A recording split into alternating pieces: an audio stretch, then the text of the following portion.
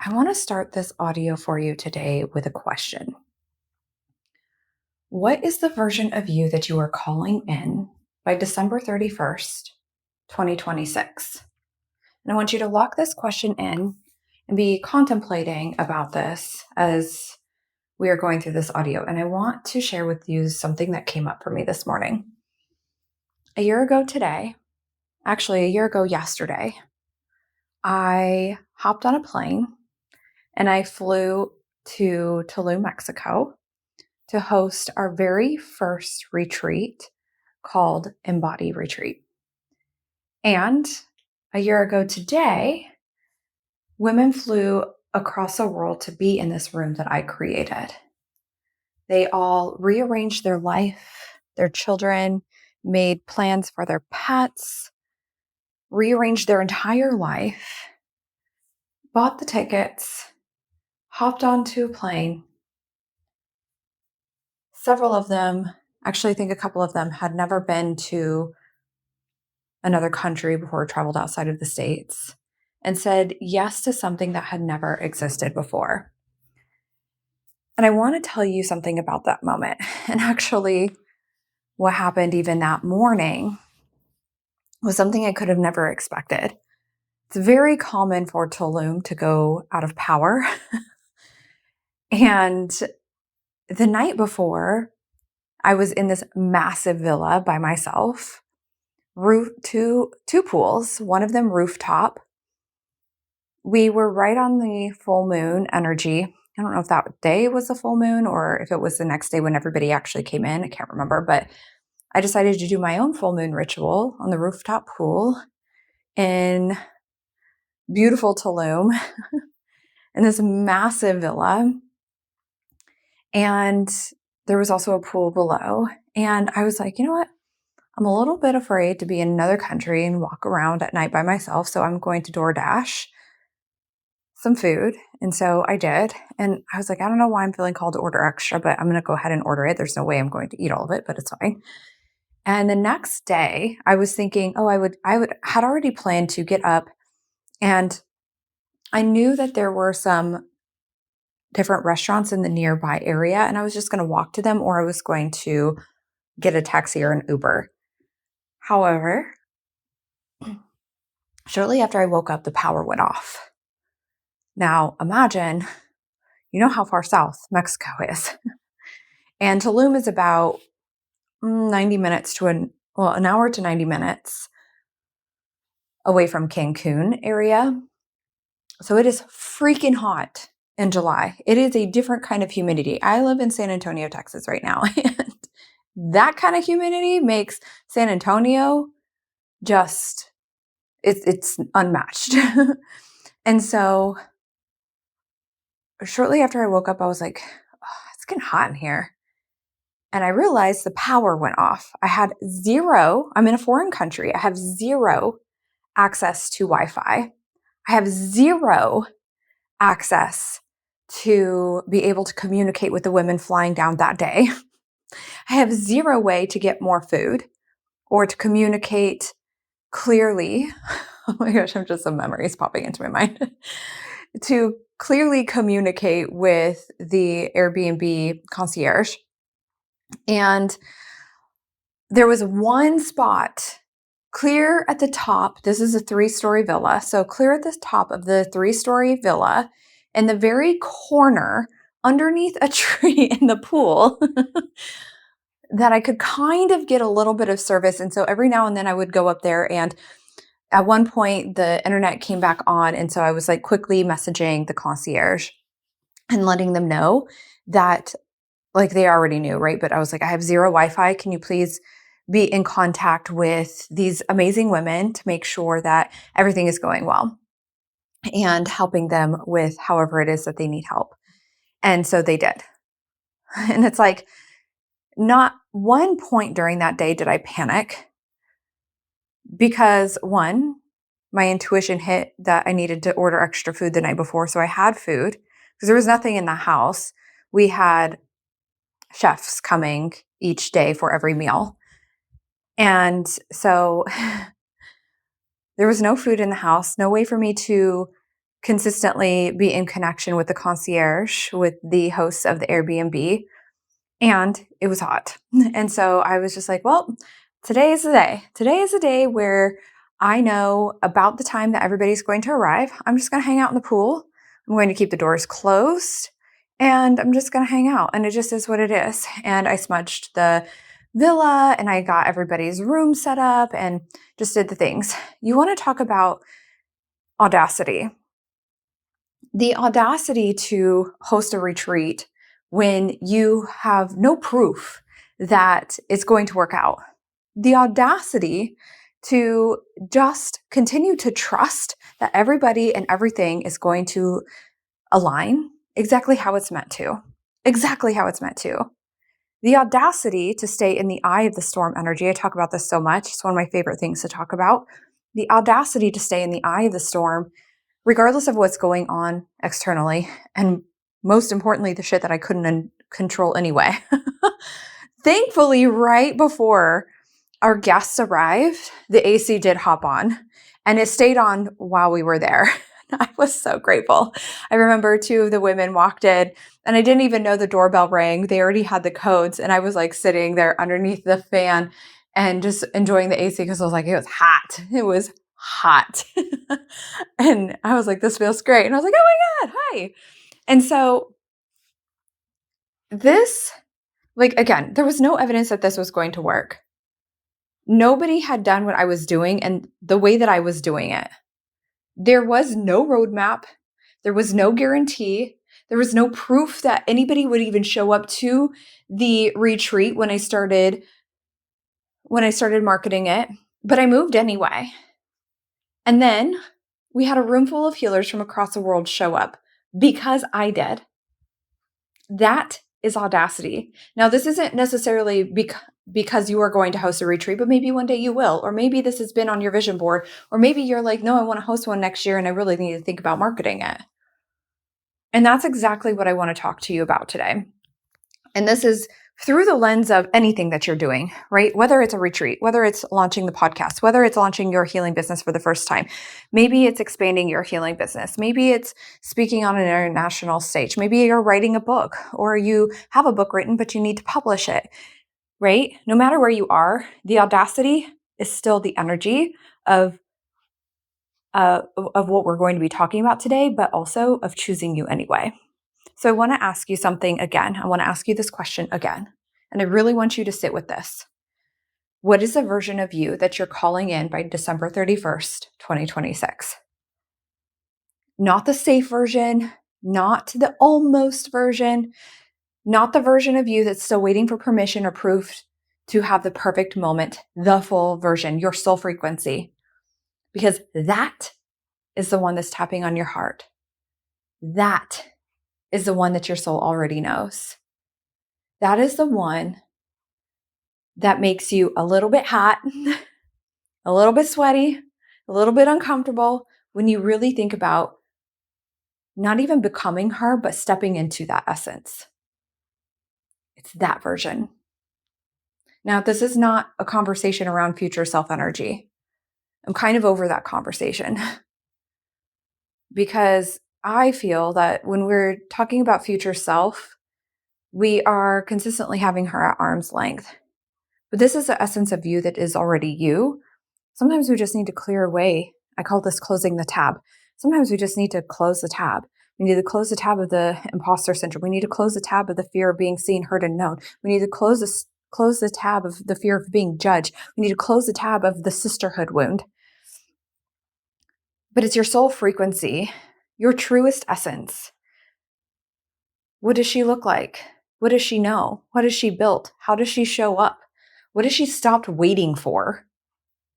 And I want you to hold her in your mind, your body, and your energy, because your soul already knows. Because everything I'm about to say is for her.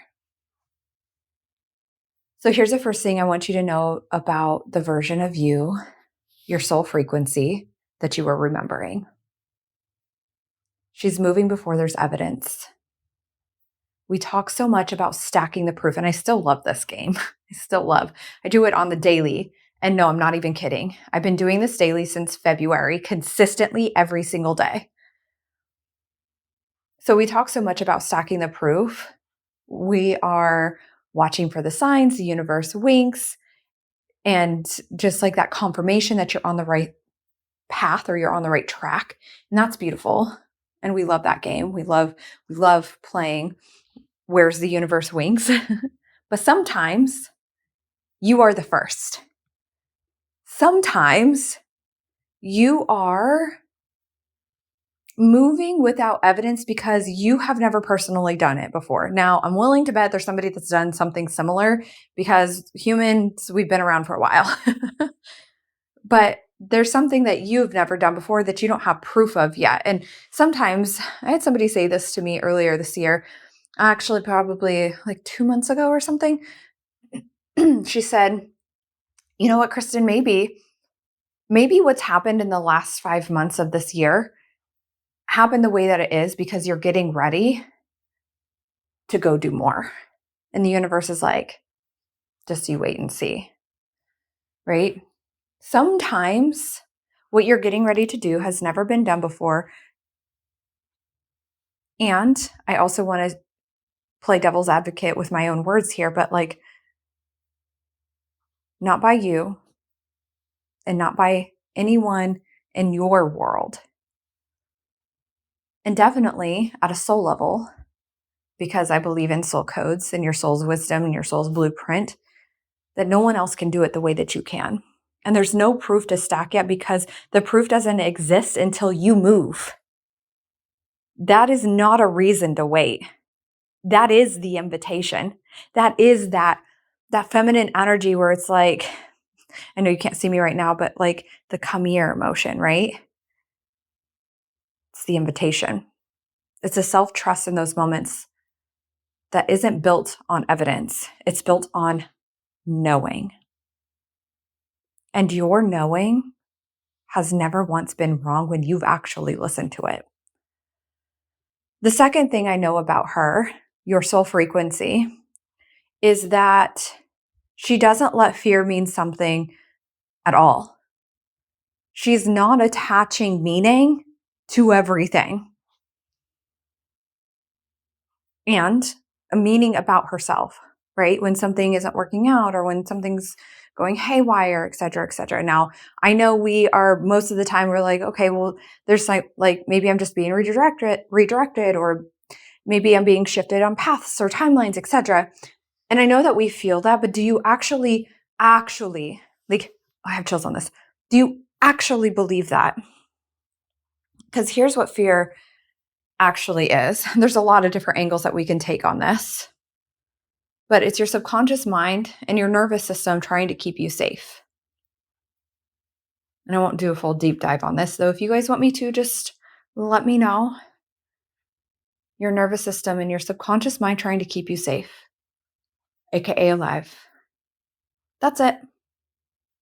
That's biology. That's humanity. Oh my gosh, yesterday I was at SeaWorld and there was some pups of sea lion pups, and I was in a puddle of goo on that floor. I was like, oh my God, these pups aren't doing anything and I just want to stare. And as we were walking around the viewing area of where the sea lions are, and we were getting ready to walk away. Also, we saw a couple otters and one just looked like it was doing some tricks for us, or it was showing us something. It was really cute. But there was a couple of the mamas that weren't fucking around. And I don't even mean that lightly at all. Another sea lion was coming too close to her baby, and a couple of them were having this, like a couple of mamas were even fighting. And I was just like, oh my gosh, biology. That kind of biology is across the board. Anything to keep the baby safe, right? It's conditioning. So going back to you, it's your body saying, this is new and unknown. I don't have a protocol for this. It's uncomfortable. It is not a sign from the universe that you're doing something wrong or that you are wrong. It's not your intuition flagging you, being like, excuse me, stop. It's not evidence that you're not ready. And I want you to think about this. What if fear didn't actually mean anything? What if it was just? What if it was just? Because I love to nerd out so much on the subconscious mind, I know that it is just reading information. But what if we could just be like, nope, I'm not entertaining this. This is just noise. I'm going to go anyway. What if you were allowed to feel it and move anyway? Because that's what your soul frequency does. That's what your soul does. She's going to feel the fear, acknowledge it, and post anyway. She's going to charge anyway. She's going to show up anyway. The soul version of you says, I am a healer who works in the 5D field and does not, or 5D plus in the quantum field, and does not apologize for a single fucking word. Fear gets to be present, but it just doesn't get to drive. And then the third thing, the conversation we've been having so much recently that I've loved having, divine timing. This one just makes me roll my eyes because I've been hearing this a lot lately, like we've been talking about, and I want to offer a reframe. Divine timing is one of those things where yes, absolutely. We do need to wait for divine timing, 100%. But divine timing isn't a waiting room. And so many healers are using divine timing as a reason to pause, as a reason to hold back, as a reason to say, when the time is right, I'll do the thing. But here's what I know. The call you're feeling right now is the timing. That nudge that you're feeling, that burning in your heart, that knowing in your gut, the whispers from your soul that, ooh, what if I did this? Or, ooh, I'm feeling called to do this. Or, ooh, I keep seeing this over and over. That is the timing. And the fact that you're listening to this audio is also the timing. And the version of you that you're calling in by December 31st, she's not waiting for a time to arrive. She is the divine timing. She moves in alignment. She trusts the call. She closes the energetic leaks that have been draining her every time she almost steps into who she is fully. And she does it now. Your soul is doing it now. Not when it feels safer, not when there's more proof, not when the fear goes away. Now. And speaking of now, I'm doing something that honestly, most coaches and people in the spiritual industry or spiritual community would look at and go, wait, what? And I love these moments so much. In August, you guys are the first to know this fully, by the way. In August, for 2 weeks, each week, Monday through Thursday, direct access to me in Telegram, 10 to 15 spots. And we are going to dive into all of this. I've been talking about the audacity to move, even when it's uncomfortable.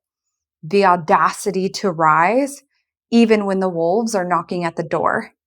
Even when the jesters are making noise in the kingdom. Even when people in the cheap seats think that they have a say in who it is that you are and what it is that you're here to do. And the cheap seats can even be the subconscious mind.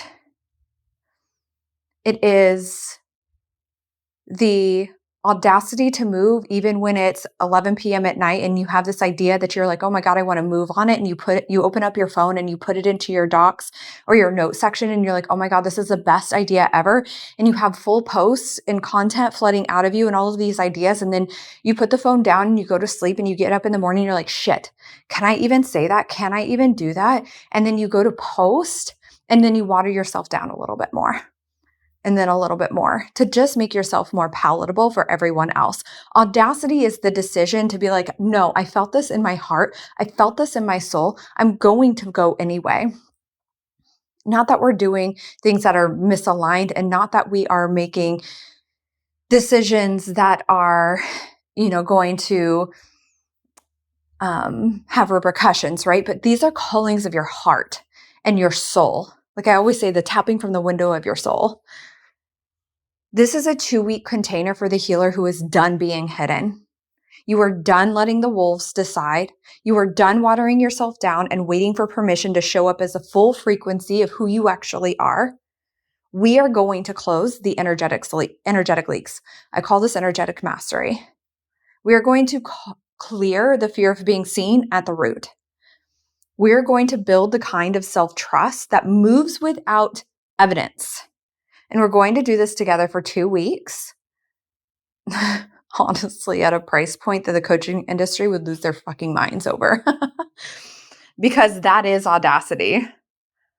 This was my wake up first thing in the morning, like, oh my God, I have an idea. Holy cow, are we actually doing it? Yeah, let's fucking go. Because again, this is the audacity. Not just in what we're building inside of the container, honestly, just because I decided to go anyway. So if you want the details, comment audacity, and I'll get you everything you need. Or if you're like, actually, I just know I'll just send the link your way. Again, 10 to 15 spots max. I'm thinking probably 12 because we are going to be riffing back and forth. This is definitely going to be, there's always a quantum entanglement that happens inside of containers that people are experiencing the same things. And this is not going to be, I'll probably riff in there, but this is more of a mentorship style. And it's only $111. Told you. Audacious. We're doing it. The version of you that you're calling in by December 31st, if she felt this, if this resonated, if this felt like a tapping at the window of your soul, if this felt like, oh man, I've definitely been waiting for this message, she doesn't wait. She moves. And if this feels like an aligned next step for you, she also comments. I'm so excited to host this. I'm so excited to hear how any of this landed for you. If Audacity is feeling like a good fit, comment Audacity. I'm telling you guys first, I am going to post it on social media and the emails next. And we will start the first week of August. So comment for the information. Let me know if you have questions. Tell me who is a version of you? Like, what is your soul frequency? What does that look like by December 31st, 2026? And let's have a conversation about it in the comments.